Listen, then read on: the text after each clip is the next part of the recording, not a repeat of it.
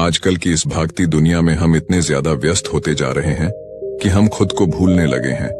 हमारे मन में इतने विचार चलते रहते हैं कि वह हमें शांति से बैठने ही नहीं देते।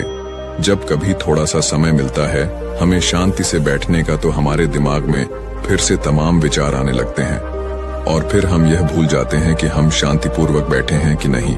अर्थात हमारा दिमाग विचारों से इतना ज्यादा भर जाता है कि वह हमें शांति से एक जगह पर बैठने ही नहीं देता। तो आज के इस वीडियो में हम अपने मन के विचारों को साफ करके अपने दिमाग को किस तरीके से शांत रखा जाए, इसी के बारे में बात करने वाले हैं। दोस्तों, एक बार एक गुरु और एक शिष्य एक सुनसान जंगल से गुजर रहे थे। तभी शिष्य अपने गुरु से एक सवाल करता है कि गुरुजी, ऐसा क्यों होता है कि कुछ लोगों के पास कुछ भी नहीं होता लेकिन फिर भी वह सुखी रहते हैं और आनंद में रहते हैं, और कुछ लोगों के पास सब कुछ होते हुए भी उदासी उनके चेहरे पर साफ दिखाई देती है। गुरु ने एक मुरझाए हुए फूल की तरफ इशारा करते हुए अपने शिष्य से कहा कि यह सोचने और समझने की बात है। अगर यह फूल ये सोचेगा कि मैं कल मुरझा गया था, या फिर यह सोचेगा कि मैं भविष्य में फिर से मुरझा जाऊंगा, तो ये कभी भी खुलकर पूरी तरीके से खिल नहीं पाएगा। अपने सुंदर स्वरूप में ये कभी भी वापस नहीं आ पाएगा और अपनी खुशबू इस प्रकृति में कभी भी बिखेर नहीं पाएगा। इसी प्रकार इंसान अपने अतीत की यादों में खोया रहता है या फिर अपने भविष्य की करता रहता है। भविष्य के दुखों के बारे में सोचता रहता है या भूत में जो उसके साथ बुरी घटनाएं घटित हुई हैं, वह उन्हीं के बारे में सोच सोच करके वह अपने भविष्य के लिए चिंतित होता रहता है। तो ऐसा मनुष्य जीवन में कभी भी सुख अनुभव नहीं कर सकता। ये समझने की बात होती है कि जीवन हमेशा वर्तमान में होता है। अतीत और भविष्य की कल्पनाएं हमेशा मनुष्य को मृत्यु की तरफ ले जाती हैं। इसलिए यह जरूरी हो जाता है कि जिस प्रकार हम अपने शरीर की देखभाल करते हैं, उसे बीमारियों से दूर रखने के लिए उसके अंदर से गंदगी भी साफ करते रहते हैं, ठीक उसी प्रकार समय समय पर हमें अपने मन और मस्तिष्क की भी गंदगी को साफ करते रहना चाहिए, उसकी धुलाई करते रहना चाहिए। इससे आपकी बुद्धि की क्षमता तो तेज होगी ही होगी, साथ ही साथ आप हमेशा आनंद में रहने का रहस्य भी जान पाएंगे। शिष्य ने सवाल किया कि गुरुदेव, इससे पहले कि हम मन और मस्तिष्क पर चर्चा शुरू करें, इससे पहले मैं यह जानना चाहता हूं कि जिन लोगों के पास सब कुछ होता है वह दुखी क्यों रहते हैं, और जिन लोगों के पास कुछ भी नहीं होता है वे अक्सर आनंद में क्यों होते हैं। यह रहस्य क्या है, इसके पीछे का कारण क्या हो सकता है। गुरु ने उत्तर दिया कि कुछ लोग जीवन में जब सब कुछ हासिल कर लेते हैं और सब कुछ हासिल कर लेने के बाद उन्हें सब चीजों की व्यर्थता का पता चल जाता है। ऐसे लोगों को अक्सर यह एहसास जकड़ लेता है कि मैंने जीवन में कुछ भी पाया, जो कुछ भी किया उससे भले ही मैंने सुख सुविधाएं हासिल कर ली हो, लेकिन मन की शांति अभी भी बहुत दूर है और अधूरी भी है, उस तक मैं पहुंच नहीं पाता। सब कुछ पाकर भी मैं अपने मन को जान नहीं पाया। और जब इंसान को ऐसा लगता है तो उसे महसूस होता है कि जो कुछ भी उसने कमाया है वह कौड़ियों का भाव था। उसने अपना जीवन बेकार की चीजों में यूं ही व्यर्थ कर दिया। और वहीं पर जिस इंसान के पास जीवन में कुछ भी नहीं होता है, उसके पास एक उम्मीद होती है, सब कुछ पाने की लालसा रखता है, और वही लालसा, वही इच्छा उसको जीवन में खुश रखती है, आगे बढ़ाती है और ऊर्जा से वह हमेशा भरा रहता है। गुरु ने अपने हाथ से एक सूखे पेड़ की तरफ इशारा करते हुए कहा कि शिष्य, कभी तो यह पेड़ भी हरा भरा रहा होगा, फलों से लदा हुआ रहा होगा, अनेक प्रकार के पक्षी और जानवर इस पर आराम करते होंगे, इसके फलों को खाते होंगे। इस समय इस पेड़ को भी यह पता नहीं होगा कि एक दिन यह सूख जाएगा और उसकी हालत इतनी बदतर हो जाएगी कि यह किसी को छांव तक नहीं दे पाए, उसके ऊपर पत्ते तक नहीं रह जाएंगे। उसी प्रकार मनुष्य अपने जीवन की दौड़ में यह भूल जाता है कि जिस दौड़ में वह सबसे आगे निकलने की कोशिश कर रहा है, उसका अंतिम चरण तो मृत्यु ही है। काश वो कभी इस दौड़ से अलग हटकर यह देख पाए कि इसका अंतिम चरण उसे कहां तक पहुंचाएगा। जिस दौड़ को वह सबसे आगे निकलकर जीतने के ख्वाब देख रहा है, उसका वास्तव में अंतिम चरण मृत्यु ही है। काश वह कभी जीवन में भी हो जाता है कि उन घटनाओं को हम किसी भी तरह अपने मन की दौड़ में ठहराकर यह देख पाए कि उसका चरण क्या है और उसका परिणाम क्या होने वाला है। वो तो बहुत कुछ इकट्ठा करने में लगा हुआ है, एक दिन वह सब यहीं का यही रह जाएगा। इकट्ठा करते करते एक दिन उसका शरीर मृत्यु को प्राप्त हो जाएगा और फिर उसका शरीर आग में जलकर राख हो जाएगा। लेकिन उसके द्वारा बनाई हुई चीज सब यहीं की यहीं पड़ी रह जाएगी। लेकिन इंसान चीजों को इकट्ठा करते करते अपनी जिंदगी को जीना भूल जाता है। वह कभी ठीक से खुलकर हंस भी नहीं पाता, बस इकट्ठा करने में लगा रहता है। और इकट्ठा करते करते वह अपने सब सुख, चैन, खुशी सब कुछ खो देता है।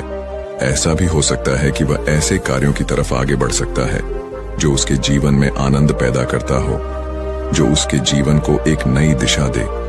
गुरु ने कहा कि एक योगी ही होता है जो जीवन की दौड़ में ठहर जाता है, जो यह समझ लेता है कि जीवन का अंतिम चरण तो मृत्यु ही है। इसीलिए वह जीवन में सुख सुविधाएं हासिल करने की बजाय खुद के मन और मस्तिष्क को एक नए आनंद की तरफ ले जाने का प्रयास शुरू कर देता है। शिष्य ने सवाल किया कि गुरुदेव, क्या एक गृहस्थ जीवन में जीने वाला मनुष्य उस आनंद की प्राप्ति नहीं कर सकता? और अगर कर सकता है तो किस प्रकार शुरुआत उसे करनी चाहिए? गुरु ने कहा कि बिल्कुल कर सकता है। गुरु ने उत्तेजित होकर उत्तर दिया कि अगर सभी मनुष्य उस आनंद की प्राप्ति के लिए योगी बनने का निश्चय कर लें तो इससे तो प्रकृति का चलन ही रुक जाएगा। उसकी जो व्यवस्था है वह बिगड़ने लगेगी।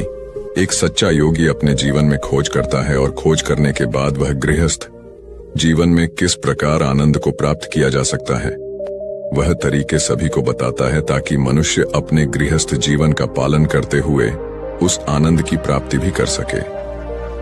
गुरु ने उस युवक को संबोधित करते हुए उत्तर दिया कि मैंने अपने जीवन में जो खोज की है उसके अनुसार मनुष्य को समय समय पर अपने मन और मस्तिष्क की सफाई करते रहना चाहिए। मनुष्य अपने शरीर पर तो ध्यान दे देता है, लेकिन अपने मन और मस्तिष्क को वह भूल जाता है।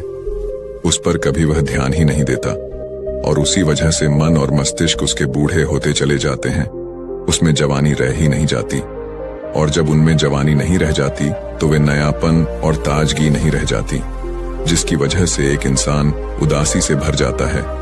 मन और मस्तिष्क की गंदगी क्या होती है? पहले मैं तुम्हें यह बताता हूं। हर मनुष्य के जीवन में कुछ ऐसी घटनाएं घटती हैं जिनका उसके मन और मस्तिष्क पर बहुत ही गहरा असर डालती है। वह जीवन पर्यंत उन घटनाओं को भुला भी नहीं पाता, और वही घटनाएं उसके मन में पूरी तरह से पक्की बैठ जाती हैं, जो उसके मन में गांठ बना लेती हैं। और भविष्य में जब भी वह कोई काम करता है तो यह घटनाएं उसको प्रभावित करती हैं। उसके विचारों को, उसके निर्णय को पूरी तरह से यह घटनाएं बदल कर रख देती हैं। ऐसे मनुष्य की दृष्टि भी भ्रमित हो जाती है। वह सत्य स्वरूप को देख ही नहीं पाता। वह उन चीजों को उन घटनाओं से जोड़कर भ्रमित तरीके से देखता रहता है।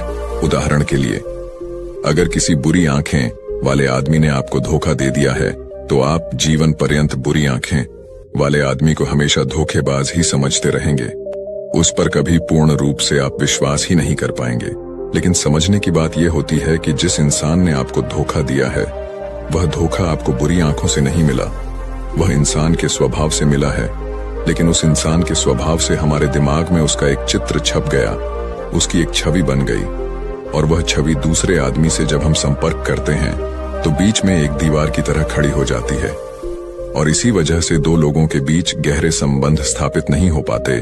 तो मनुष्य के लिए सबसे जरूरी यही होता है कि वह अपने आप को अतीत की घटनाओं से मुक्त रखे।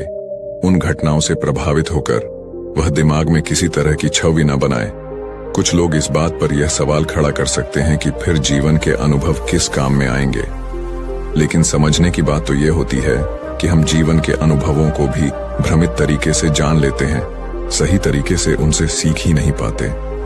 शिष्य अपने गुरु की बातों में इतना खो गया कि उसे चलते चलते जंगल के रास्ते में पड़े हुए कांटे दिखाई नहीं दिए, और अचानक उसके पैर में कांटा चुभ गया। गुरु ने उसका कांटा बाहर निकालते हुए उससे पूछा, ये कांटा तुम्हारे पैर में क्यों लगा? इसके पीछे तुम किसे जिम्मेवार मानते हो? गुरु ने कहा कि तुम मुझे भी जिम्मेवार मान सकते हो, क्योंकि मैं तुम्हें ये बातें सुना रहा था। या तुम खुद को भी जिम्मेदार मान सकते हो कि तुम मेरी बातों में इतना खो गए कि तुम्हारा रास्ते पर से ध्यान ही नहीं रहा। या तुम इन पेड़ों को भी जिम्मेवार मान सकते हो जिन्होंने यह कांटे इस रास्ते पर बिछा दिए। तभी शिष्य ने उत्तर दिया कि गुरुदेव, इसमें मैं खुद को ही जिम्मेदार मानता हूं, क्योंकि आप तो अपना काम कर रहे थे और इस पेड़ ने भी अपना काम किया, पर मैं अपना काम होशपूर्वक नहीं कर पाया। अगर मैं चलते समय ध्यान लगाए रहता, अगर मैं आपकी बातों में पूरी तरह से नहीं खो जाता, तो मुझे ये कांटा कभी नहीं लगता। इसमें पूरी तरह से ही मेरी गलती है। गुरु ने शाबाशी से अपने शिष्य के पीठ को थपथपाया और आगे कहा कि जो घटनाएं हमारे मन को प्रभावित करती हैं, जरूर उसे बाहर निकाल दें। और उसके लिए सबसे सरल तरीका है कि अपनी भावनाओं को व्यक्त करना सीखो। उसे अपने दिल में, अपने मस्तिष्क में बैठाकर मत रखो। जब तुम किसी दूसरे मनुष्य के सामने अपनी भावनाओं को व्यक्त कर देते हो तो तुम्हारे मन का बोझ हल्का हो जाता है। कुछ लोगों का स्वभाव ऐसा होता है कि वह अपने मन की बात किसी को नहीं बताते। ऐसे लोग अक्सर अंदर ही अंदर दुखी होते रहते हैं, लेकिन वह अपने मन की बात किसी दूसरे आदमी को कभी नहीं बताते। उसके कुछ उल्टे ऐसे लोग भी होते हैं जो अपने मन में किसी भी बात को रख नहीं पाते। उनके साथ कुछ भी अच्छा या बुरा होता है, वह अपने मन की बात, अपने भावनाओं की बात दूसरों के सामने व्यक्त कर देते हैं। और तुमने खुद महसूस किया होगा कि जो लोग अपने मन की भावनाओं को व्यक्त कर देते हैं वह जीवन में ज्यादा आनंदित रहते हैं। कभी भी प्राकृतिक रूप से आए हुए भावनाओं को नहीं रोकना चाहिए। यह हमें किसी भी भावना को दबाना नहीं चाहिए। अगर हम किसी भी भावना को रोकने की कोशिश करते हैं तो वे हमें अंदर ही अंदर खाने लग जाती हैं। गुरु ने आगे कहा कि शिष्य, अगर तुम्हारा मन किसी बुरी घटना पर रोने को हो रहा है तो चीख चीख कर रो लो, अपने आप को रोको मत। उस भावना को पूरी तरह से बाहर आने दो। अगर किसी दूसरी घटना पर तुम्हारा मन खुश होने का, आनंदित होने का हो रहा है तो पूरी तरह से नाचो, गाओ, जिससे कि तुम उस भावना को बाहर निकाल सको। और जब वे भावनाएं अपनी पूरी गति के साथ बाहर आ जाती हैं तो तुम्हारा मन उन घटनाओं को पीछे छोड़ देता है, अर्थात तुम्हारा मन धीरे धीरे हल्का होने लगता है। गुरु ने शिष्य को समझाते हुए बताया कि जिस प्रकार तेज रफ्तार से चलता हुआ पानी अपने वेग से आने वाली सभी बाधाओं को तोड़ देता है, और अगर हम अपनी भावनाओं को बहने दिए तो वह उन सभी बाधाओं को तोड़ देगा, और उस बात को तोड़ने के बाद उसका कचरा उसके मन से निकल जाएगा और उसका दूषित मन भी साफ हो जाएगा। उसके अंदर की गंदगी भी दूर हो जाएगी। अक्सर मनुष्य अपने मन में किसी घटना को दबाकर इसलिए रखता है कि वह सोचता है कि अगर सामने वाले को इस घटना के बारे में पता चल जाएगा तो वह क्या सोचेगा। इसी विचार से वह अंदर ही अंदर खुद दुखी होता रहता है और अपनी भावनाओं को दबाता रहता है, लेकिन सामने वाले को वह कुछ भी नहीं बताता। लेकिन अगर वह हिम्मत करके शुरुआत कर सकता है, अपने अंदर की बात अपने किसी करीबी मित्र को बता दे, तो उसका पूरा जीवन परिवर्तित हो सकता है। उसका जीवन सुखमय बन सकता है। एक बार अगर उसके दिमाग में यह आदत बन गई तो जीवन भर अपनी भावनाओं को दूसरों के सामने व्यक्त करने से कभी नहीं हिचकिचाएगा। हम अपने जीवन में इस आदत को 21 दिनों में पैदा कर सकते हैं। 21 दिनों तक अगर सही तरीके से हम अभ्यास करें तो हमारा दिमाग पूरी तरह से भावनाओं से मुक्त हो सकता है। यह 21 दिनों का अभ्यास इस प्रकार है। 21 दिनों तक सबसे पहली बात जो आपको याद रखनी है कि अपने मन में किसी भी बात को दबाकर नहीं रखना है। अगर हम किसी मनुष्य के बारे में अच्छा सोचते हैं तो हम उसे करें, अगर बुरा भी सोचते हैं तो भी उसे व्यक्त करें। परिणाम भूल जाएं कि परिणाम क्या होंगे, सिर्फ अपने दिमाग की धुलाई करने पर विश्वास रखें। इससे आपके दिमाग में एक अद्भुत साहस पैदा होगा। गुरु ने आगे कहा कि शिष्य, जब आप किसी मनुष्य के बारे में वह सब बता पाएंगे जो आप उसके बारे में सोचते हैं, तो आप खुद सोचिए कि आपका खुद के ऊपर कितना विश्वास बढ़ जाएगा। आपके मन के सारे दोष खत्म हो जाएंगे। हो सकता है कि इसमें आपको चुनौतियों का सामना करना पड़े, लेकिन जहां चुनौतियां नहीं होती हैं, वहीं कुछ अभ्यास भी नहीं होता है। अभ्यास हमेशा चुनौतियों से भरा होना चाहिए। इससे आप सत्य वचन बोलने का अभ्यास भी कर पाएंगे। अक्सर हम दूसरों को प्रभावित करने के लिए वह सब बोलते रहते हैं जो उन्हें अच्छा लगता हो, लेकिन वह नहीं बोलते जो हम उनके बारे में सचमुच सोचते हैं। और यही हमारे सबसे बड़ी भूल हो जाती है, जिससे हमारा पूरा अस्तित्व झूठा बनकर रह जाता है। और अपनी भावनाओं को व्यक्त करते समय यह भी जरूर ध्यान रखें कि आपके अंदर जो भावनाएं उस इंसान के प्रति उठ रही हैं, उसके पीछे का मूलभूत कारण क्या है। उदाहरण के लिए, जब एक नौकर अपने मालिक के लिए कोई काम करता है और वह काम अच्छे से नहीं कर पाता है, तो मालिक उसे डांट फटकार देता है, जिससे उसके अंदर उसके प्रति क्रोध की भावनाएं उठने लगती हैं। लेकिन समझने की बात यह होती है कि मालिक तो आपको कहेगा ही, वह तो डांटेगा ही। अगर आप अच्छे से काम नहीं करेंगे अगर आप काम अच्छे से कर रहे हैं और फिर भी आपका मालिक आपके साथ उचित व्यवहार नहीं कर रहा है, तो आप खुलकर अपने मालिक को अपनी भावनाएं व्यक्त कर सकते हैं, बिना यह सोचे कि इसका परिणाम क्या होगा। अगर आप इस भावना को उठाएंगे नहीं तो आप अपनी नजरों में खुद ही नीचे गिरने लग जाएंगे। आपका आत्मविश्वास बिल्कुल खत्म हो जाएगा। दूसरा अभ्यास जो तुम्हें 21 दिनों तक करना है वह यह है कि जो भी घटनाएं तुम्हारे साथ घटित होती हैं, कम से कम आपके जीवन में एक ऐसा इंसान होना चाहिए जिसके सामने तुम अपने दिल की बात रख सकते हो। चाहे अच्छी बात हो चाहे बुरी बात हो, वह सब बातें तुम बिना कुछ सोचे विचारे, बिना कुछ डर से कि वो इंसान तुम्हारे बारे में क्या सोचेगा, तुम उस इंसान को अपनी सारी बातें बता सको और वह इंसान तुम्हारी सारी बातें सुनने के बाद तुम्हारे लिए कोई छवि पैदा ना करें। ऐसे इंसान अपने जीवन में खोजो और उनके सामने अपनी सारी भावनाएं व्यक्त करने की कोशिश करो।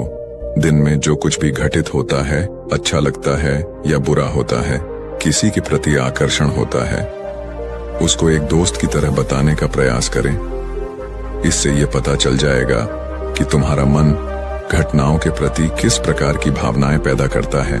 तुम अपने मन की सारी बातें कह दो ताकि तुम्हारे अंदर की भावनाएं, तुम्हारे अंदर में जो विचार उत्पन्न हो रहे हैं, वह पूरी तरह खाली हो जाएं। तीसरा अभ्यास जो तुम्हारे मन को खाली रखेगा वह है योग्य निद्रा का अभ्यास। देखते ही देखते यह चर्चा खत्म करते हुए गुरु और शिष्य उस जंगल को पार करके अपने आश्रम में पहुंच चुके थे। तो दोस्तों, उम्मीद है इस वीडियो से आपको काफी कुछ सीखने को मिला होगा, और अगर कुछ सीखने को मिला हो तो हमारे इस वीडियो को लाइक, शेयर और सब्सक्राइब जरूर कर लीजिएगा, और साथ ही कमेंट में नमो बुद्धाय जरूर लिखिएगा। धन्यवाद। अरे यह भी कोई काम है। इसके बाद उन्होंने ढेर सारे तथ्यों के साथ अपने काम को महत्वहीन बताने की कोशिश की। उन्होंने यह भी कहा कि इस समय जो काम मेरे जिम्मे है उसके आधार पर दूसरे संस्थान में नौकरी भी नहीं मिलेगी। इस बात को मुकेश के रिपोर्टिंग मैनेजर मिस्टर कुमार को बताया गया। वह सुलझे हुए इंसान है। उन्होंने तरीके से मुकेश को समझाया कि उनका काम कैसे महत्वपूर्ण है। मिस्टर कुमार ने उनसे पूछा, मुकेश पहले अपने काम के बारे में बताइए। मुकेश ने कहा, मेरा काम यह देखना है कि हमारी कंपनी के प्रोडक्ट में कहां कहां गड़बड़ी है, उसे कैसे दूर किया जा सकता था, आगे ऐसा क्या किया जाए जिससे पुरानी खामियां फिर से सामने नहीं आए। मुकेश की बात खत्म होते ही मिस्टर कुमार ने कहा, यह जानकर अच्छा लगा कि आपको अपने काम की अच्छी समझ है। जैसा आपने कहा है उसके अनुसार आपका काम प्रोडक्ट को कैसे बेहतर बनाया जाए और उसके निर्माण के दौरान की खामियों को दूर करने से जुड़ा है। मुकेश ने हाँ में सर हिलाया। इसके बाद मिस्टर कुमार ने पूछा, जब प्रोडक्ट को लेकर इतनी बड़ी ही जिम्मेदारी कंपनी ने आपको दी है, तब आप अपने काम को महत्वहीन क्यों समझते हैं? एक आम धारणा है कि जो लोग प्रोडक्ट के निर्माण से सीधे जुड़े हैं वही मेनस्ट्रीम में काम करते हैं, लेकिन हर काम मेनस्ट्रीम का होता है। अगर ऐसा नहीं होता तो कंपनी आपके ऊपर खर्च नहीं करती। कंपनी को पता है कि आपके काम का परिणाम प्रोडक्ट पर दिखेगा। इसलिए इस बात को मन से निकालिए कि आप जो काम कर रहे हैं उसकी पूछ नहीं है। ध्यान से देखेंगे तो लगेगा कि आपका काम ही सबसे महत्वपूर्ण है। एकता और समझदारी। ऊंचे आकाश में सफेद कबूतरों की एक टोली उड़कर जा रही थी। बहुत दूर जाना था उन्हें, लंबा रास्ता था। सुबह से उड़ते उड़ते थकान होने लगी थी। सूरज तेजी से चमक रहा था। कबूतरों को भूख लगने लगी थी। तभी उन्होंने देखा कि नीचे जमीन पर चावल के बहुत से दाने पड़े थे। कबूतरों ने एक दूसरे से कहा, चलो भाई, थोड़ी देर रुककर कुछ खा लिया जाए, फिर आगे जाएंगे। एक बुजुर्ग कबूतर ने चारों ओर देखा। वहां दूर दूर तक कोई घर या मनुष्य दिखाई नहीं दे रहा था। फिर चावल के ये दाने यहां कहां से आए? बुजुर्ग कबूतर ने बाकी कबूतरों को समझाया, मुझे लगता है कि यहां कुछ गड़बड़ है, तुम लोग नीचे मत उतरो। लेकिन किसी ने भी उसकी बात नहीं सुनी। सभी कबूतर तेजी से उतरे, दाना चुगने लगे। इतने बढ़िया दाने बहुत दिनों के बाद खाने को मिले थे। वे बहुत खुश थे। जब सभी ने भरपेट खा लिया तो बोले, चलो भाई, अब आगे चला जाए। लेकिन यह क्या? जब उन्होंने उड़ने की कोशिश की तो उड़ ही नहीं पाए। दोनों के साथ साथ वहां एक चिड़ीमार का जाल भी था जिसमें उनके पांव फंस गए थे। उन्हें अपनी गलती पर पछतावा हुआ। बूढ़ा कबूतर पेड़ पर बैठकर सब देख रहा था। उसने जब अपने साथियों को मुसीबत में देखा तो फौरन उड़ा और चारों ओर देखा। दूर उसे चिड़ीमार आता दिखाई दिया। वह फौरन लौटा और अपने साथियों को बताया। सब वहां से निकलने का उपाय सोचने लगे। तब बूढ़े कबूतर ने कहा, दोस्तों, एकता में बड़ी शक्ति होती है। सब एक साथ उड्डत होगे तो जाल तुम्हें रोक नहीं पाएगा। उसने गिना, 1 2 3। उड़ो सारे कबूतरों ने एक साथ जोर लगाया और जाल उनके साथ उठने लगा। जब तक चिड़ीमार वहां पहुंचा तब तक जाल काफी ऊपर उठ चुका था। वह देखता ही रह गया और कबूतर जाल लेकर उड़ गए। बूढ़ा कबूतर सबसे आगे उड़ रहा था। काफी देर उड़ने के बाद वे नीचे उतरे। वहां कबूतरों के दोस्त चूहे रहते थे। चूहों ने अपने तेज दांतों से जाल काट दिया। इस तरह बूढ़े कबूतर की समझदारी और साथ मिलकर काम करने से सभी कबूतर बच गए। एक शहर में एक बहुत अमीर व्यक्ति रहता था। उसका नाम तो था धनीमल, लेकिन था वह बेहद कंजूस। उसका कहना था कि अगर आप अपना पैसा अपने पास रखेंगे तो सबको पता चल जाएगा कि आपके पास बहुत पैसे हैं। फिर चोर डाकू आपके पीछे पड़ जाएंगे और सारा पैसा रात को आकर गड्ढे में देख लेता था कि उसका सोना वहां है या नहीं। उसे विश्वास था कि कोई भी चोर इस जगह के बारे में नहीं जान पाएगा, लेकिन ऐसा नहीं हुआ। धीरे धीरे पूरे शहर में यह चर्चा होने लगी कि धनीमल रात में शहर के बाहर जाकर कुछ करता है। एक रात जब उसने गड्ढा खोद कर देखा तो सोना वहां से गायब था। उसे गहरा सदमा लगा और वह चीख कर रोने लगा। उसके रोने की आवाज सुनकर बहुत से लोग वहां आ गए। धनीमल रो रो कर अपना दुख बताने लगा। तब उसके एक पड़ोसी से उसे कहा, धनीमल, तुम एक भारी पत्थर इस गड्ढे में रख दो और समझ लो कि वही तुम्हारा सोना है। यह सुनकर धनीमल को बहुत गुस्सा आया। तुम मेरे सोने को पत्थर जैसे बता रहे हो। वह बोला, देखो धनीमल, वह सोना तुम कभी इस्तेमाल तो करते नहीं थे। एक पत्थर की तरह यहां उसे दबा कर रख दिया था, तो फिर यहां सोना हो या पत्थर, क्या फर्क पड़ता है? उसका पड़ोसी बोला, बात तो ठीक ही थी। धनीमल ने बहुमूल्य सोने को पत्थर के समान मूल्यहीन बना दिया था। उसके बाद धनीमल ने मेहनत करके फिर पैसे कमाए, लेकिन अब वह कंजूस नहीं रहा था। अपने पैसे को वह अपने ऊपर और दूसरे लोगों की सहायता के लिए खर्च करता था। अंधी का बेटा। एक औरत थी जो अंधी थी, जिसके कारण उसके बेटे को स्कूल में बच्चे चिढ़ाते थे कि अंधी का बेटा आ गया। हर बात पर उसे ये शब्द सुनने को मिलता था कि अंधी का बेटा। इसलिए वो अपनी माँ से चिढ़ता था, उसे कहीं भी अपने साथ लेकर जाने में हिचकता था, उसे नापसंद करता था। उसकी माँ ने उसे पढ़ाया और उसे इस लायक बना दिया कि वो अपने पैरों पर खड़ा हो सके। लेकिन जब वो बड़ा आदमी बन गया तो अपनी माँ को छोड़ अलग रहने लगा। एक दिन एक बूढ़ी औरत उसके घर आई और गार्ड से बोली, मुझे तुम्हारे साहब से मिलना है। जब गार्ड ने अपने मालिक से बोल तो मालिक ने कहा कि बोल दो, मैं अभी घर पर नहीं हूँ। गार्ड ने जब बुढ़िया से बोला कि वो अभी नहीं है तो वो वहां से चली गई। थोड़ी देर बाद जब लड़का अपनी कार से ऑफिस के लिए जा रहा होता है तो देखता है कि सामने बहुत भीड़ लगी है, और जानने के लिए कि वहां क्यों भीड़ लगी है वह वहां गया तो देखा उसकी माँ वहां मरी पड़ी थी। उसने देखा कि उसकी मुट्ठी में कुछ है। उसने जब मुट्ठी खोली तो देखा कि एक लेटर जिसमें यह लिखा था कि बेटा, जब तू छोटा था तो खेलते वक्त तेरी आंख में सरिया ढंस गई थी और तू आंधा हो गया था, तो मैंने तुम्हें अपनी आंखें दे दी थी। इतना पढ़कर लड़का जोर जोर से रोने लगा। उसकी माँ उसके पास नहीं आ सकती थी। दोस्तों, वक्त रहते ही लोगों की वैल्यू करना सीखो। माँ बाप का कर्ज हम कभी नहीं चुका सकते। हमारी प्यास का अंदाज भी अलग है दोस्तों। कभी समंदर को ठुकरा देते हैं तो कभी आंसू तक पी जाते हैं। जीवन साथी सबसे अजीज होता है। कॉलेज में हैप्पी मैरिड लाइफ पर एक कार्यक्रम हो रहा था, जिसमें कुछ शादीशुदा जोड़े हिस्सा ले रहे थे। जिस समय प्रोफेसर मंच पर आए, उन्होंने नोट किया कि सभी पति पत्नी शादी पर जोक कर हंस रहे थे। ये देखकर प्रोफेसर ने कहा कि चलो पहले एक गेम खेलते हैं, उसके बाद अपने विषय पर बातें करेंगे। सभी खुश हो गए और कहा, कौन सा गेम? प्रोफेसर ने एक मैरिड लड़की को खड़ा किया और कहा कि तुम ब्लैक बोर्ड पे ऐसे 25-30 लोगों के नाम लिखो जो तुम्हें सबसे अधिक प्यारे हों।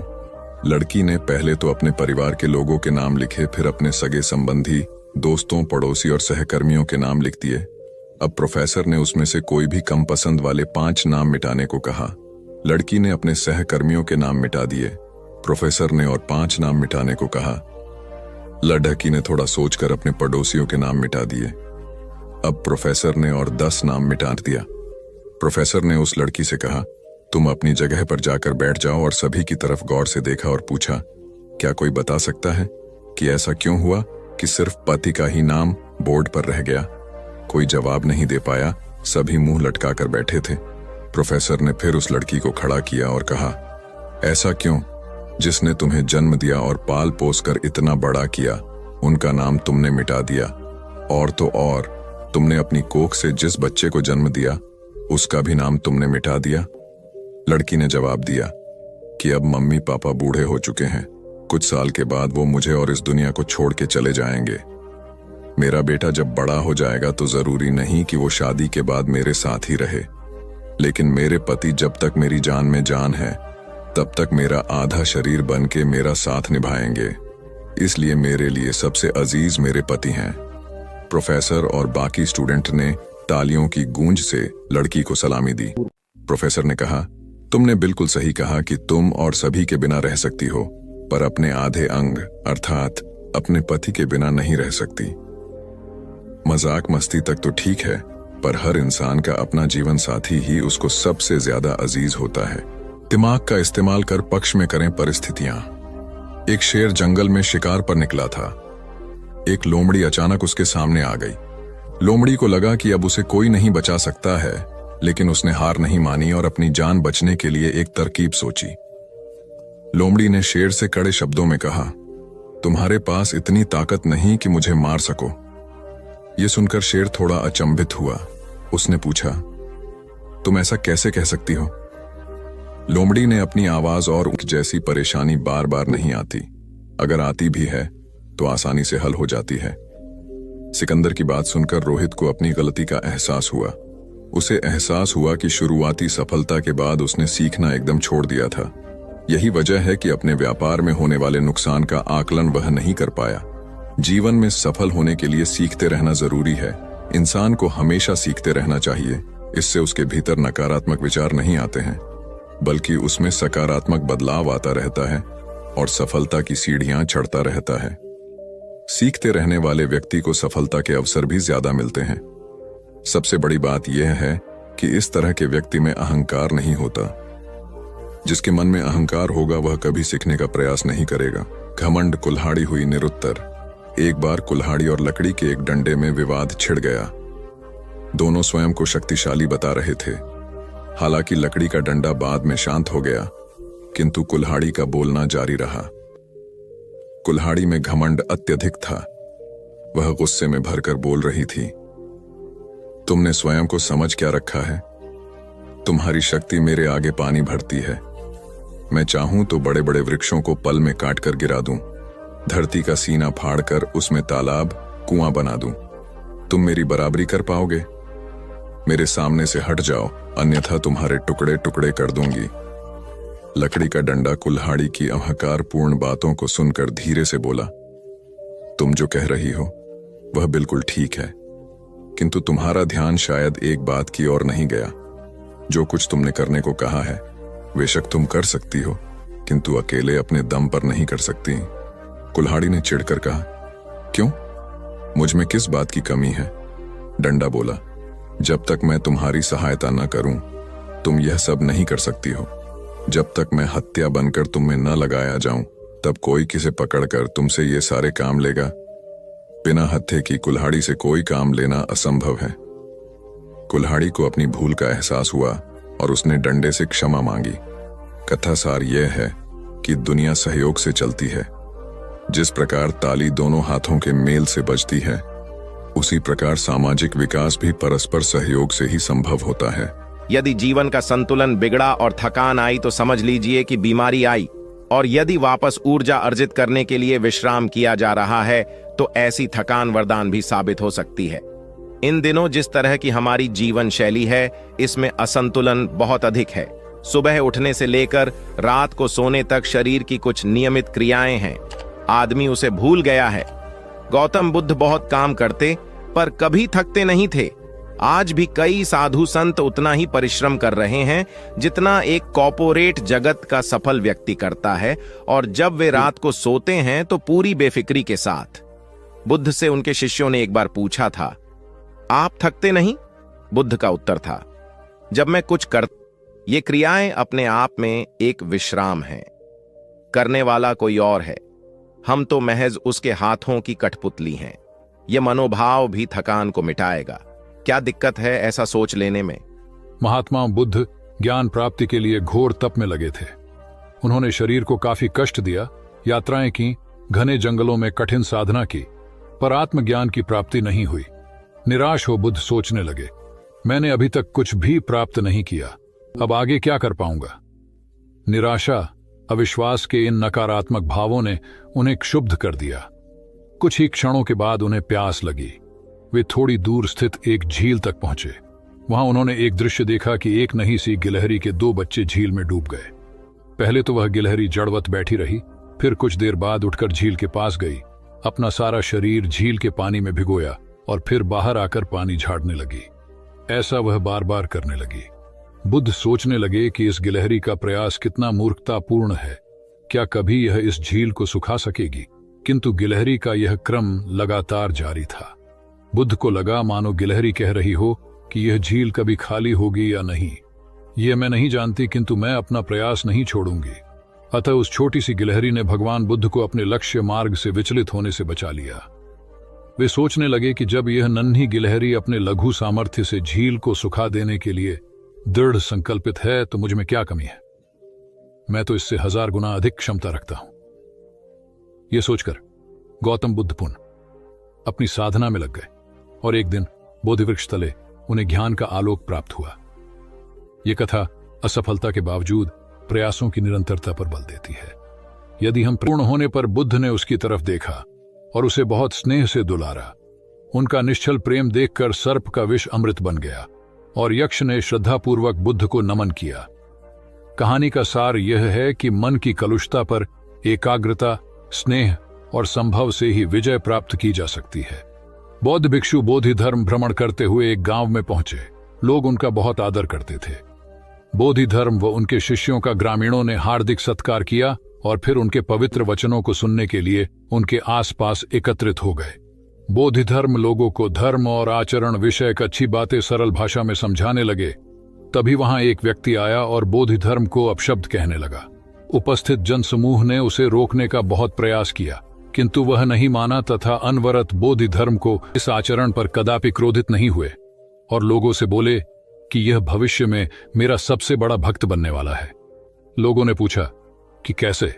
बोधि धर्म ने उत्तर दिया, कोई कुम्हार के यहां घड़ा लेने जाता है तो घड़े को बजाकर देखा जाता है कि वह फूटा हुआ तो नहीं है। जब 1-2 रुपए के घड़े को कोई इतनी परख कर सकता है तो भला जिसे गुरु मानना है उसे 10-20 गालियां दिए बगैर कैसे पहचानेगा? पहले वह परीक्षा लेगा कि गुरु में धैर्य, आक्रोश व समता भाव कितना है। यह जानने के बाद ही तो वह गुरु को स्वीकारेगा। इसलिए यह व्यक्ति मुझे निरर्थक ही अपशब्द नहीं कह रहा है और आगे चलकर वास्तव में वह व्यक्ति बोधि धर्म का सबसे बड़ा भक्त बना। किसी को शिक्षा देने से पूर्व स्वयं का आचरण भी तदनुरूप होना चाहिए, तभी गुरु का महान पद मिलता है। वस्तुतः गुरु की गुरुता तभी स्वीकारी जाती है जबकि उसमें सदाचरण के सभी लक्षण मौजूद हों। महात्मा गौतम बुद्ध के श्रावस्ती में प्रवचन चल रहे थे। प्रवचन में नित्य ही बड़ी संख्या में लोग आते और विविध महत्वपूर्ण व गंभीर विषयों पर बुद्ध से ज्ञान ग्रहण करते। बुद्ध का शिष्य वर्ग भी काफी विशाल था, जो प्रवचन स्थल की व्यवस्था संभालता और बुद्ध की सेवा में सदैव तत्पर रहता। एक बार रात के समय महात्मा बुद्ध प्रवचन दे रहे थे। सदैव की भांति काफी लोग उनके प्रवचन सुन रहे थे। एक व्यक्ति जो बुद्ध के ठीक सामने बैठा था बार बार नींद के झोंके ले रहा था। बुद्ध थोड़ी देर तक तो प्रवचन देते रहे, फिर उससे बोले, वत्स, सो रहे हो? उस व्यक्ति ने हड़बड़ाकर कहा, नहीं महात्मा। बुद्ध ने पुनः प्रवचन प्रारंभ किए। वह व्यक्ति फिर ऊँघने लगा। महात्मा ने फिर वही प्रश्न दोहराया और उसने फिर अचकचाकर नहीं महात्मा कहा। ऐसा लगभग 8-10 बार हो गया। कुछ देर बाद बुद्ध ने उससे पूछा, वत्स, जीवित हो? हर बार की तरह इस बार भी उसने कहा, नहीं महात्मा। यह सुनकर उपस्थित श्रोताओं में हंसी की लहर दौड़ गई और वह व्यक्ति पूर्णतः चैतन्य हो गया। तब बुद्ध गंभीर होकर बोले, वत्स, निद्रा में तुम्हारे मुख से सही उत्तर मिल ही गया। जो निद्रा में है वह मृतक समान ही है। महात्मा बुद्ध का संकेत था कि गुरु से ज्ञान ग्रहण करते वक्त सजगता अत्यंत आवश्यक है। गाफिल रहने की स्थिति में ज्ञान की प्राप्ति पूर्ण नहीं होती। औरत का चरा ज्ञान सदैव खतरनाक साबित होता है। कथा सिद्धार्थ के जीवन के उस दौर की है जब वे बुद्धत्व को प्राप्त नहीं हुए थे और निरंजना नदी के तटीय वनों में वृक्ष के नीचे ध्यान करते थे। सिद्धार्थ प्रतिदिन ध्यान करने के बाद पास के किसी गांव में चले जाते और भिक्षा मांगकर लौट आते। कुछ दिनों के बाद उन्होंने भिक्षाटन पर जाना बंद कर दिया, क्योंकि एक गांव के प्रधान की छोटी बेटी सुजाता उनके लिए नित्य भोजन लाने लगी। सिद्धार्थ को वह बड़े स्नेह से भोजन कराती थी। कुछ दिनों बाद उसी गांव का एक चरवाहा भी सिद्धार्थ से प्रभावित होकर उनके पास आने लगा। उसका नाम स्वस्थी था। एक दिन स्वस्थी से सिद्धार्थ बातें कर रहे थे कि सुजाता भोजन लेकर आई। जैसे ही सिद्धार्थ ने भोजन करना शुरू किया, उन्होंने बातचीत बंद कर दी। जितनी देर तक वे भोजन करते रहे, बिल्कुल चुप रहे और वहां सन्नाटा छाया रहा। स्वस्थी को हैरानी हुई। उसने सिद्धार्थ के भोजन करने के उपरांत उनसे पूछा, गुरुदेव, आप मेरे आने के बाद निरंतर वार्तालाप करते रहे, किंतु भोजन के समय एक शब्द भी नहीं बोले। इसका क्या कारण है? सिद्धार्थ बोले, भोजन का निर्माण बड़ी कठिनाई से होता है। किसान पहले बीज बोता है, फिर पौधों की रखवाली करता है और तब कहीं जाकर अनाज पैदा होता है। फिर घर की महिलाएं उसे बड़े जतन से खाने योग्य बनाती हैं। इतनी कठिनाई से तैयार भोजन का पूरा आनंद तभी संभव है जब हम पूर्णतः मौन हों। भोजन के दौरान मैं मौन रहकर उसका पूरा स्वाद लेता हूं। वस्तुतः शांति से किया गया भोजन न केवल शारीरिक भूख को तृप्त करता है, बल्कि मानसिक आनंद और सात्विक ऊर्जा भी देता है। सम्राट अशोक संपूर्ण भारत को अपने राज्य में मिलाना चाहते थे, पर कलिंग के युद्ध में हुए रक्तपात को देखकर उन्हें अत्यधिक दुख पहुंचा।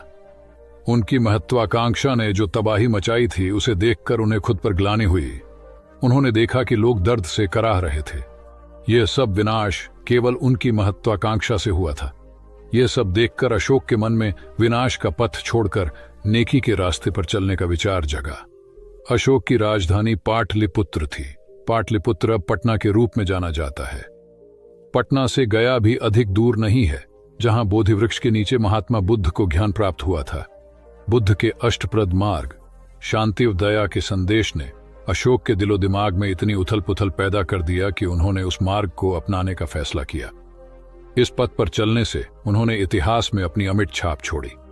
अशोक ने अपने पुत्र को सिलोन, अब श्रीलंका, और अन्य कई लोगों को सुदूर क्षेत्रों में दूत बनाकर भेजा।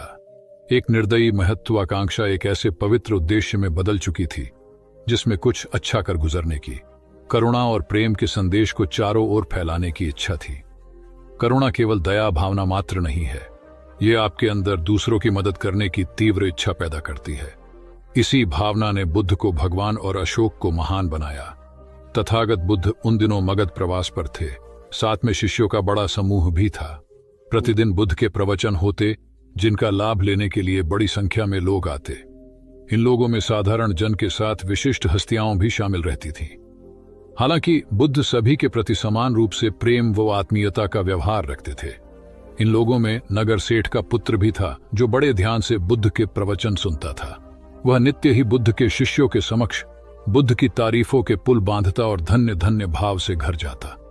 एक दिन प्रवचन समाप्त होने के बाद उसने किसी शिष्य से कहकर बुद्ध से मिलने की हार्दिक इच्छा प्रकट की। जब उसे बुद्ध के सामने ले जाया गया तो उसने उन्हें साष्टांग प्रणाम कर कहा, भगवान, आप जैसा तपस्वी और ज्ञानी व्यक्ति पहले न कभी हुआ था और न भविष्य में होगा। यह सुनते ही बुद्ध ने उसकी बात बीच में ही रोककर कहा, वत्स, क्या तुमने इतना अध्ययन कर लिया है कि अब तक कितने संत महापुरुष हुए हैं, और क्या भविष्य भी जान चुके हो कि आगे और कोई नहीं होगा? युवक लज्जित भाव से चुप खड़ा रहा, क्योंकि इस बात का उसके पास कोई जवाब नहीं था। बुद्ध ने अपनी बात समाप्त करते हुए उसे सीख दी, सदैव अपनी आंखें खुली रखो। जो जैसा है उसे वैसा ही महत्व दो, किसी से उसकी तुलना मत करो। कथा का सार यह है कि किसी भी क्षेत्र के अधिकारी विद्वान की स्वतंत्र रूप से प्रशंसा करना उचित है, किंतु सर्वश्रेष्ठ बताना अनुचित, क्योंकि श्रेष्ठता को व्यक्ति, समय व स्थान की सीमाओं में नहीं बांधा जा सकता। आनंद भगवान बुद्ध के प्रमुख व प्रिय शिष्य थे। उनके स्वभाव में उदारता, स्नेह व सहिष्णुता जैसे गुण शामिल थे। वे सभी के प्रति समान व्यवहार करते थे। उनकी दृष्टि में कोई छोटा या बड़ा नहीं था। एक बार आनंद कहीं जा रहे थे। रास्ते में उन्हें बड़े जोर की प्यास लगी। आसपास देखा तो निकट ही कुआं दिखाई दिया। वे वहां पहुंचे। कुएं से एक लड़की पानी भर रही थी। आनंद ने उसके पास जाकर कहा, बहन, मैं बड़ी दूर से आ रहा हूं, मुझे बहुत जोर से प्यास लगी है, कृपा कर पानी पिला दो। उनकी बात सुनते ही लड़की कांप उठी, क्योंकि वह अछूत जाति की थी। वह जानती थी कि किसी ऊंची जाति के व्यक्ति को पानी पिलाना उसके अधिकार क्षेत्र से बाहर है। वह निगाह नीची कर चुपचाप खड़ी रही। आनंद ने प्यास से व्याकुल होकर फिर कहा, बहन, तुमने सुना नहीं, प्यास के मारे मेरे प्राण निकले जा रहे हैं, मुझे पानी पिला दो। लड़की भयवश कुछ नहीं बोल पाई। जब आनंद ने बड़े स्नेह से उससे पानी न पिलाने का कारण पूछा तो वह बोली, मैं निम्न जाति की कन्या हूं, आपको पानी कैसे पिला सकती हूं। उसकी बात सुनकर आनंद ने कहा, बहन, मैंने तुमसे पानी मांगा है, जाति तो नहीं पूछी। आनंद की उदारता ने उस कन्या का भय दूर कर दिया और उन्हें पानी पिलाकर वह धन्य हो गई। कथा का सार यह है कि ईश्वर की दृष्टि सम होने के कारण उसने सभी मनुष्यों को समान शरीर, बुद्धि और भावना से नवाजा है। अपने सृष्टिकर्ता के विरुद्ध जाकर मानव मानव में भेद करना सर्वथा अनुचित है। एक बार भगवान बुद्ध अपने शिष्यों के साथ पाटलिपुत्र पहुंचे। सभी लोग एक विहार में रुके। भोजन के बाद बुद्ध ने आनंद से अगले दिन से प्रवचन आरंभ करने को कहा। अगले दिन बुद्ध का प्रवचन सुनने बड़ी संख्या में लोग उपस्थित थे। बुद्ध प्रवचन देने के बाद लोगों से मिलते, उनकी समस्याएं सुनते और नेक सलाह देते। एक दिन प्रवचन के समय बुद्ध के शिष्य आनंद ने उनसे पूछा, भंते, आपके सामने हजारों लोग बैठे हैं, बताइए कि इनमें सबसे सुखी कौन है। बुद्ध ने एक विहंगम दृष्टि भीड़ पर डालते हुए कहा, वह देखो, सबसे पीछे एक दुबला पतला फटे वस्त्र पहने जो आदमी बैठा है, वह सर्वाधिक सुखी है। आनंद सहमत नहीं हुआ। वह बोला, यह कैसे संभव है, वह तो बहुत दयनीय जान पड़ता है। बुद्ध ने अपनी बात सिद्ध करने के लिए बारी बारी से सामने बैठे लोगों से पूछा, तुम्हें क्या चाहिए। किसी ने संतान मांगी तो किसी ने मकान, कोई रोग मुक्ति चाहता था तो कोई अपने शत्रु पर विजय। ऐसा एक भी व्यक्ति नहीं था जिसे कोई इच्छा ना हो। अंत में बुद्ध ने उस फटेहाल आदमी को बुलाकर पूछा, तुम्हें क्या चाहिए। उसने हाथ जोड़कर जवाब दिया, कुछ नहीं, यदि ईश्वर को मुझे कुछ देना ही है तो बस इतना कर दें कि मेरे अंदर कभी कोई चाह पैदा ना हो। मैं ऐसे ही स्वयं को सबसे बड़ा सुखी मानता हूं। उसकी बात सुनकर आनंद से बुद्ध ने कहा, आनंद, जहां चाह है वहां सुख नहीं हो सकता। आनंद ने बुद्ध की इस शिक्षा को सदा के लिए गांठ बांध लिया। सार यह है कि लालसा से लोभ बढ़ता है, जो असंतोष का जनक होता है। यदि सही अर्थों में सुख पाना है तो किसी लालसा की बजाय उपलब्ध स्थितियों में संतुष्ट रहना चाहिए। गौतम बुद्ध ने बहुत से अज्ञानी लोगों को सम्यक दृष्टि प्रदान की थी। तब को बात है, कौसाम्बी में एक ब्रह्मचारी रहता था। उसे अभिमान था कि उस जैसा कोई विद्वान नहीं है, इसलिए अपने साथ सदैव जलती मशाल रखता था। गौतम बुद्ध ने देखा तो उसे पूछा, अरे, ये मशाल लिए क्यों घूमते हो। ब्रह्मचारी ने उत्तर दिया, सभी प्राणी अंधकार और अज्ञान में पथश्रष्ट हैं, उन्हें रास्ता दिखाने के लिए मशाल लिए घूमता हूं। तथागत ने पूछा, क्या तुम्हें 4 प्रकार की विद्याओं, शब्द विद्या, नक्षत्र विद्या, राज विद्या व युद्ध विद्या का पूर्ण ज्ञान है। ब्रह्मचारी ने अपनी अनभिज्ञता प्रकट करते हुए मशाल फेंककर तथागत के चरणों में मस्तक झुका दिया। उसका ज्ञान गर्व चूर हो गया। जो दूसरों को मूर्ख समझकर उनसे घृणा करता है, वो उस व्यक्ति की तरह है जो स्वयं अंधा होकर दूसरों को मशाल दिखाता घूमता है। अहंकारी कभी विवेकवान नहीं हो सकता और बिना विवेक के सत असत का ज्ञान नहीं हो सकता। अंततः ऐसे विवेकांत व्यक्ति को जीवन में कोई उपलब्धि प्राप्त नहीं होती, हताशा ही हाथ लगती है। काशाय वस्त्र पहन लिए। उसने सुना, आप एकाहारी हो गए हैं, वह भी एकाहारी हो गई। आपने उत्तम पलंग पर सोना त्याग दिया है तो इसने भी त्याग दिया। आपने माला का त्याग किया, गंध का त्याग किया तो इसने भी वह सब त्याग दिया। मायके वाले इसे संदेश भेजते हैं, वे इसे ले जाना चाहते हैं, लेकिन यह यहीं रहती है, इसी कक्ष में। यह गुण की मूर्ति है। राजा स्नेह से अपनी बहू को देखते रहे। अचानक तथागत उठे, उस कक्ष से बाहर चले गए। शाक्य मुनि ने शिष्यों को शांत रहने को कहा था, लेकिन वे स्वयं उस कक्ष से बाहर चले गए। मैं हमेशा सोचता हूं, उस पल क्या हुआ होगा, उनके मन के भीतर कैसे कैसे विचार उठते होंगे। क्या संबोधि एक लघु क्षण होता है या दीर्घ क्षण। क्या संबोधि एक अनंत अभ्यास है? क्या संयम उसका गरुड़यान है? धम्मपद का 13वां श्लोक बार बार याद आता है। यथागारम दुछेन बुट्टी समति विभजति एवं अभावितम चित्तम राघो समति विभजति। घर की छत मजबूत न हो, सही तरह से उसे घास फूस से ढका न गया हो, तो बरसात के दिनों में उसमें से पानी रिसता है, घर भर में फैल जाता है। उसी तरह ध्यान और एकाग्रता हमारे व्यक्तित्व की छत है। एक दिन एक व्यक्ति बुद्ध के पास पहुंचा। वह बहुत अधिक तनाव में था।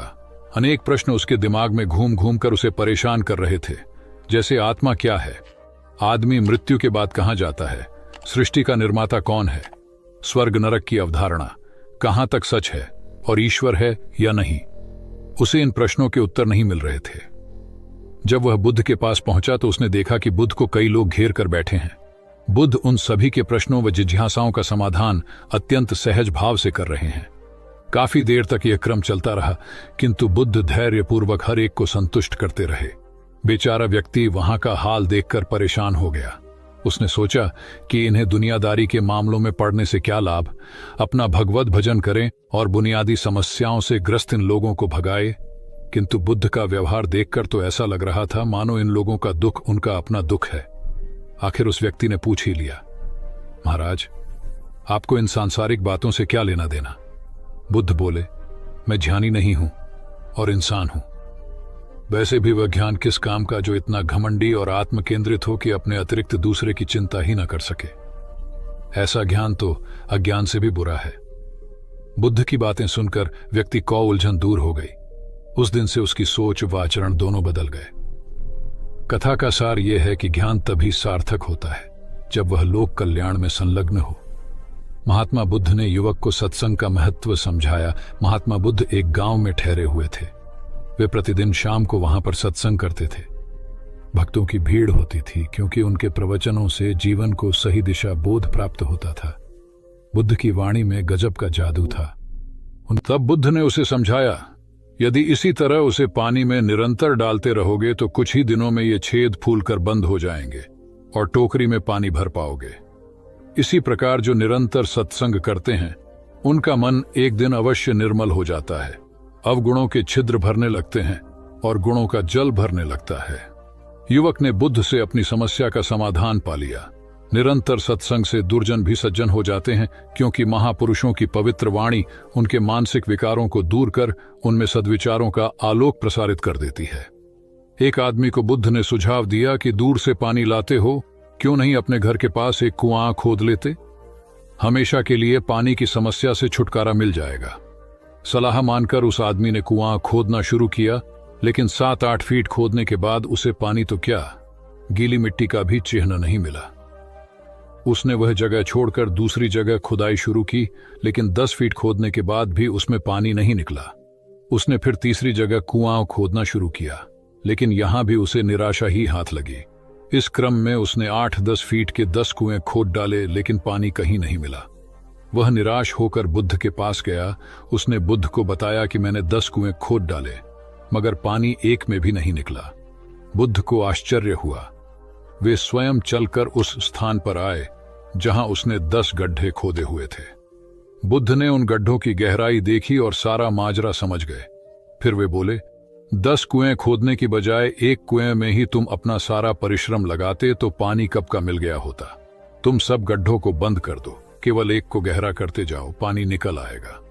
उसने बुद्ध को बात मानकर ऐसा ही किया। परिणाम स्वरूप कुआं पूर्ण होते ही पानी निकल आया। सबने भगवान बुद्ध की जय जयकार की। धन्ना सेठ के पास 7 पुश्तों के पालन पोषण जितना धन था। उसका व्यापार चारों तरफ फैला हुआ था, किंतु फिर भी उसका मन अशांत रहता था। कभी धन की सुरक्षा की चिंता, तो कभी व्यापारिक प्रतिस्पर्धा में आगे निकलने का तनाव। चिंता और तनाव के कारण वह अस्वस्थ रहने लगा। उसके मित्र ने उसकी गिरती दशा देखी तो उसे बुद्ध के पास जाने की सलाह दी। सेठ बुद्ध के पास पहुंचा और अपनी समस्या बताई। बुद्ध ने उसे सांत्वना देते हुए कहा, तुम घबराओ मत, तुम्हारा कष्ट अवश्य दूर होगा।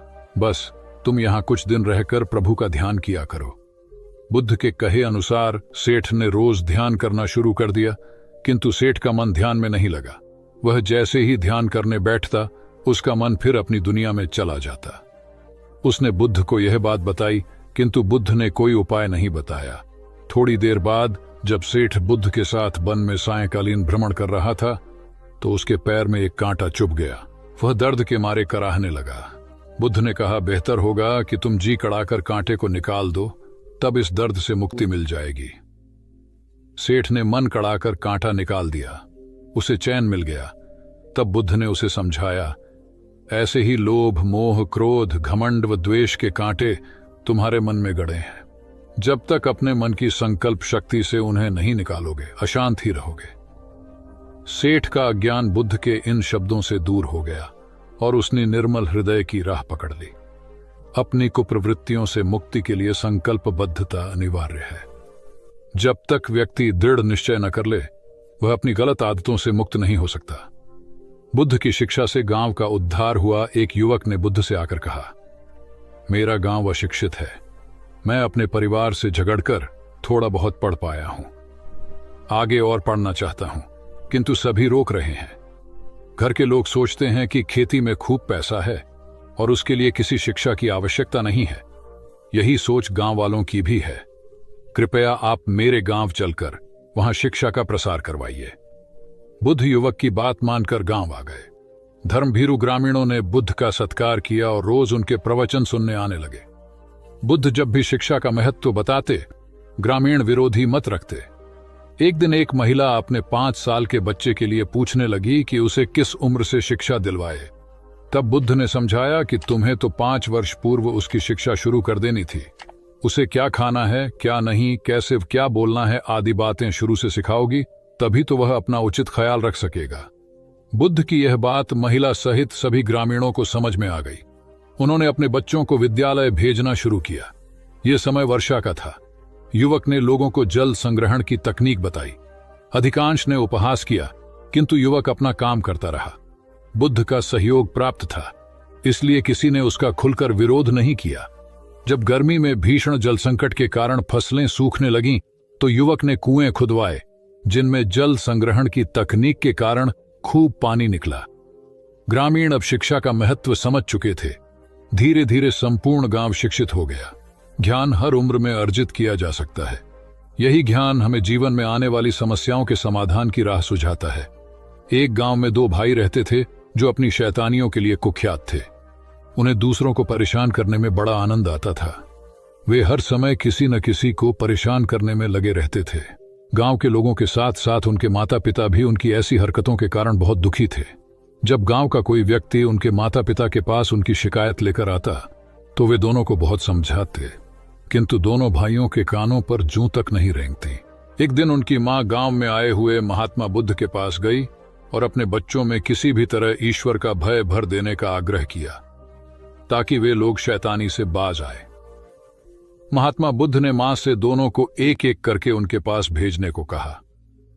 मां ने अपने पहले लड़के को महात्मा बुद्ध के पास भेजा। वह जाकर महात्मा बुद्ध के पास बैठ गया।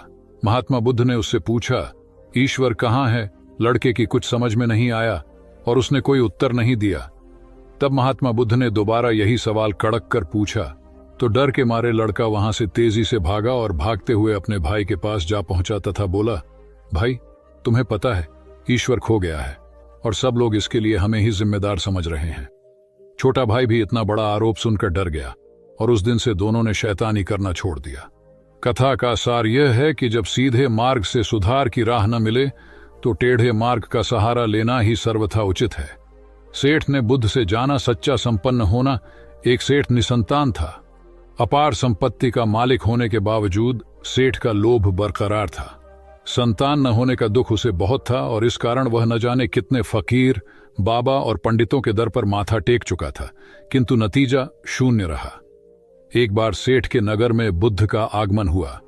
सेठ ने उनकी बहुत ख्याति सुनी तो अगले ही दिन उनसे मिलने पहुंचा। बुद्ध को अपनी निसंतानता के विषय में बताया तो उन्होंने सेठ के सिर पर हाथ रखकर हार्दिक आशीर्वाद दिया। संयोग की बात कि कुछ ही समय बाद सेठ को संतान सुख प्राप्त हो गया। वह बुद्ध के प्रति आभार भाव से भर उठा। सोचने लगा कि बुद्ध के प्रति उपकार कैसे जताए। विचार करने के उपरांत उसने एक बक्से में बेशकीमती हीरे जवाहरात रखे और बुद्ध के पास पहुंचा। बुद्ध को प्रणाम निवेदित कर सेठ बोला, महाराज, आपकी कृपा से मुझे संतान का मुख देखने को मिला। मैं आपके लिए कुछ करना चाहता हूं। सो यह तुच्छ भेंट लाया हूं। बुद्ध ने हीरे जवाहरात देखते ही अस्वीकार कर दिए। उन्होंने कहा, मेरे लिए धन व्यर्थ है, इसे तुम ही रखो। जब सेठ अधिक आग्रही हुआ तो बुद्ध बोले, मैं निर्धनों से दान नहीं लेता। आश्चर्यचकित सेठ ने कहा, पर मैं तो निर्धन नहीं हूं, अपार धन संपत्ति मेरे पास है। मेरी तिजोरियां सोने चांदी गहनों व जवाहरातों से भरी हुई हैं। रात दिन परिश्रम कर मैं इस संपत्ति को दिन दूनी रात चौगुनी कर रहा हूं, फिर मैं निर्धन कैसे हूं? तब बुद्ध ने समझाया, इसका आशय यह है कि तुम अपनी वर्तमान संपत्ति से तृप्त नहीं हो, और अतृप्त व्यक्ति निर्धन ही तो होता है, क्योंकि सच्चा संपन्न तो वह है जो तृप्त हो। बुद्ध की बातों ने सेठ की आंखें खोल दी। संतोष सबसे बड़ा धन और संतोषी सर्वाधिक धनी होता है, क्योंकि इच्छाओं का अंत निर्लिप्तता की परम सुखमय अवस्था को लाता है। एक बार गौतम बुद्ध से अभय राजकुमार ने प्रश्न किया कि क्या श्रमण गौतम कभी कठोर वचन कहते हैं। उसने सोच रखा था कि नहीं कहने पर वह बताएगा कि एक बार उन्होंने देवदत्त को नरकगामी कहा था, और यदि हां कहे तो उसने पूछा, जा सकता है कि जब आप कठोर शब्दों का प्रयोग करने से स्वयं को रोक नहीं पाते, तब दूसरों को ऐसा उपदेश कैसे देते हैं। बुद्ध ने अभय के प्रश्न का आशय जान लिया। उन्होंने कहा, इसका उत्तर न तो हां में दिया जा सकता है और न नहीं में। अभय की गोद में उस समय एक छोटा बालक था। उसकी ओर इशारा करते हुए बुद्ध ने पूछा, राजकुमार, यदि दाई के अनजाने में यह बालक अपने मुख में काठ का टुकड़ा डाल ले, तब तुम क्या करोगे? मैं उसे निकालने का प्रयास करूंगा। यदि वह आसानी से न निकल सकता हो तो बाएं हाथ से उसका सिर पकड़कर दाहिने हाथ की उंगली को टेढ़ा करके उसे निकालूंगा। यदि खून निकलने लगे तो भी मेरा यही प्रयास रहेगा कि वह काठ का टुकड़ा किसी न किसी तरह बाहर निकल आए। ऐसा क्यों? इसलिए कि भंते इसके प्रति मेरे मन में अनुकंपा है। राजकुमार, ठीक इसी तरह तथागत जिस वचन के बारे में जानते हैं कि यह मिथ्या या अनर्थकारी है और उससे दूसरों के हृदय को ठेस पहुंचती है, तब उसका वे कभी उच्चारण नहीं करते। पर इसी तरह जो वचन उन्हें सत्य और हितकारी प्रतीत होते हैं तथा दूसरों को प्रिय लगते हैं, उनका वे सदैव उच्चारण करते हैं। इसका कारण यही है कि तथागत के मन में सभी प्राणियों के प्रति अनुकंपा है। भगवान बुद्ध देव और मनुष्यों के शास्ता थे, परंतु सबसे पहले वह मनुष्य थे। मनुष्य बढ़कर देवता बनता है, यह प्राचीन मान्यता थी। आज भी हम मनुष्यत्व के ऊपर देवत्व की बात करते हैं, परंतु बुद्ध ने इस क्रम को पलट दिया। उन्होंने कहा, यह जो मनुष्यता है वही देवताओं का सुगति प्राप्त करना कहलाती है। देवता जब सुगति प्राप्त करता है तब वह मनुष्य बनता है। देवताओं में विलास है, राग द्वेष ईर्ष्या और मोह भी वहां है। निर्वाण की साधना वहां नहीं हो सकती। इसके लिए देवताओं को मनुष्य बनना पड़ता है। मनुष्यों में ही देव पुरुष का आविर्भाव होता है, जिनको देवता नमस्कार करते हैं। मानवता धर्म का उपदेश देने वाले बुद्ध स्वयं मानवता के जीते जागते रूप थे। यहाँ उनके जीवन से संबंधित खुद प्रसंग दिए जाते हैं, जिनसे उनके व्यक्तित्व में बैठी हुई गहरी मानवता का दर्शन होता है। भगवान का परिनिर्वाण होने वाला है। रात का पिछला पहर है। भिक्षु उनकी शैया को घेरे बैठे हैं। बुद्ध उन्हें उपदेश दे रहे हैं। कह रहे हैं, भिक्षुओं, बुद्ध धर्म और संघ के विषय में कुछ शंका हो तो पूछ लो। पीछे मलाल मत करना कि भगवान हमारे सामने थे पर हम उनसे कुछ पूछ न सके। कोई शिष्य नहीं बोलता। भगवान 3 बार कहते हैं, पर कोई भिक्षु कुछ पूछने को नहीं उठता। भगवान को शंका होती है कि कहीं वे उनके गौरव का विचार करके पूछने में संकोच तो नहीं कर रहे। इसलिए वह कहते हैं, शायद भिक्षुओं, तुम मेरे गौरव के कारण नहीं पूछ रहे। जैसे मित्र मित्र से पूछता है, वैसे तुम मुझसे पूछो।